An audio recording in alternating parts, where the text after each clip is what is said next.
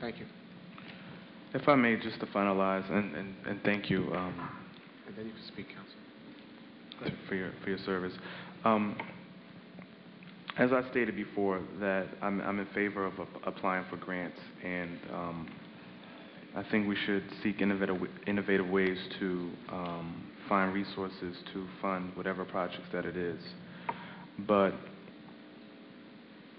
not having the conversation or discussion that I need to have as the fire commissioner to report back to the firemen that I represent, and also the people of Roselle, I don't feel comfortable with moving forward with this until I get a consensus of moving into the, right direction with the neighboring city of Linden, before going forth with this. I would at least like to have the discussions and the conversations with them to even see if they're even interested or what we need to bring to the table if this goes through. So all I'm asking for is a courtesy as the fire commissioner, as I would extend to anyone who represents their committees that they are assigned, to give me that courtesy and to help me make an informed decision before we move forward. There's no rush. The grant is ongoing all year long. I just ask for the courtesy so we can, move forward in the right directions and get all the questions answered.